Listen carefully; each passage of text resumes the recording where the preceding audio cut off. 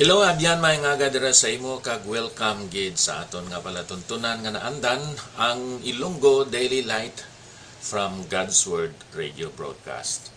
Ako si Pastor Ipaprasakar nga karon pastor diri sa Bay City Fellowship Baptist Church kag sang Dumaguete City Cornerstone Baptist Church.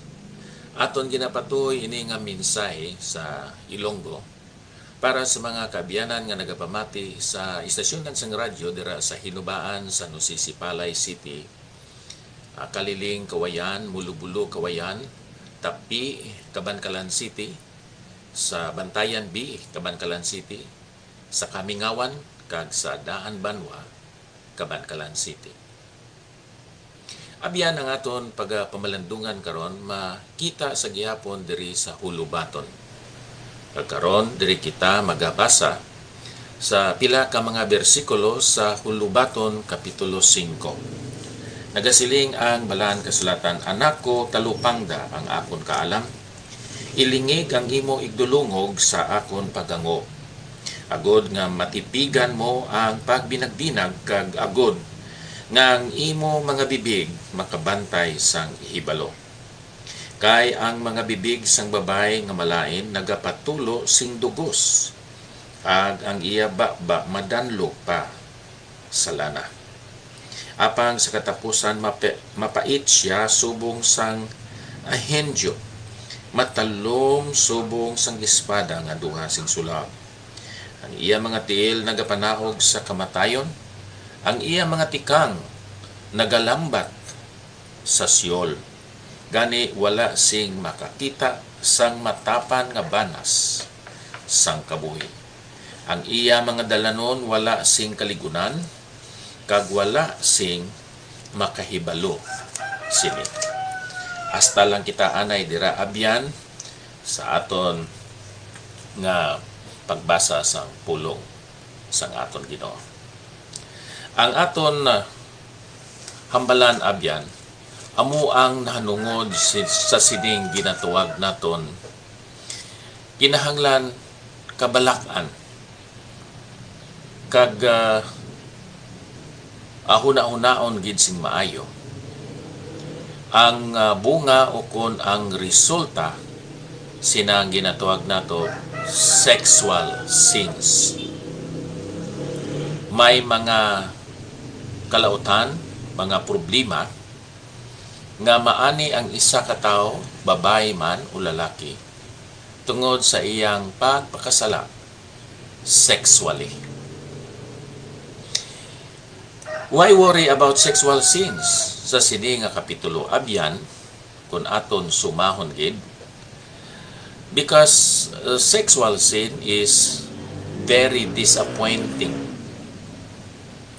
Ang imo mga ginahandom hindi nimo mabaton. Ang imo ginatinguha hindi nimo malambot. Ang pag-participate sa ginatawag nga sexual sin abyan daw kaangay sang isa ka tawo nga ginauhaw kag nga agod nga mabulong ang iya kauhaw, siya nagainom sang tubig sa dagat. Nga madamo sa mga tao nga tungod sa ilang kauhaw nag-inom sang tubig sa dagat. Pero sa nagapadayon sila sa pag-inom, nagadugang ang ilang kauhaw. Amoy na nga ang tao nga mag-committer sa ginatawag nato sexual sin of fornication and adultery, hindi gid siya masatisfy. Mangita siya sang ikaduha, mangita siya sa ikatatlo, ikaapat, kung may kaygyunan, magadamo pagin ang iya lalaki o kung ang iya babae. It is dissatisfying sa kabuhi isang isa ka tawo nga nag-participate sini. Ari diri ang isa ka babae nga immoral. Ang kaulugan sining immoral, isa ka babae nga ang tao wala sang relasyon. He is foreign to her and she is foreign to him. Ano kuno ang ginhambal ni Haring Solomon nanungod sa sining babae?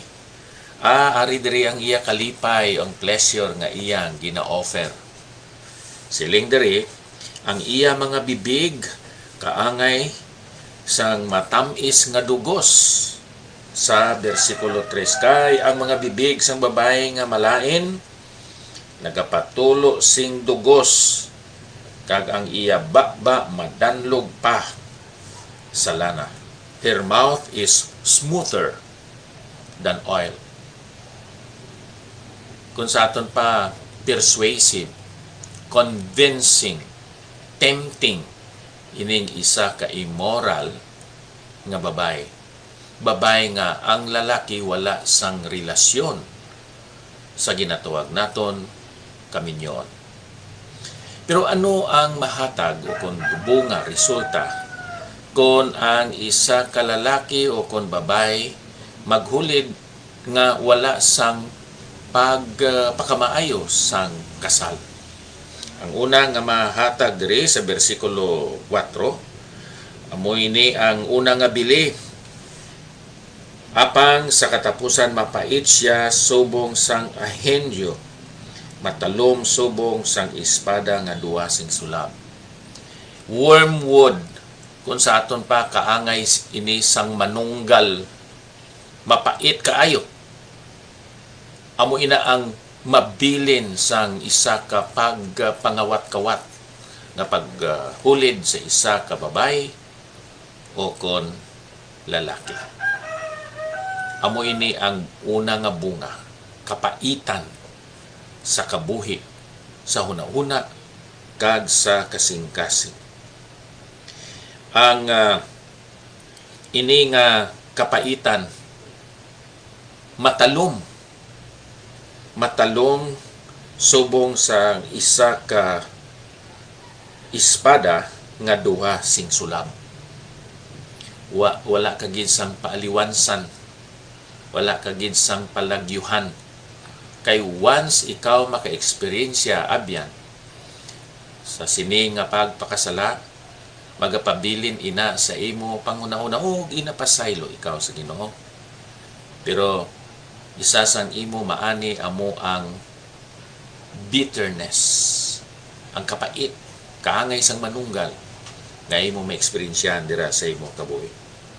Sa versikulo 5, kag hasta lang kita diri tungod kay malipot ang aton panahon, ang iya mga tiil nagapanahog sa kamatayon, ang iya mga tikang nagalambot sa Syol.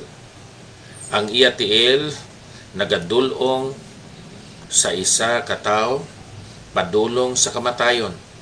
Her steps lead straight to the grave.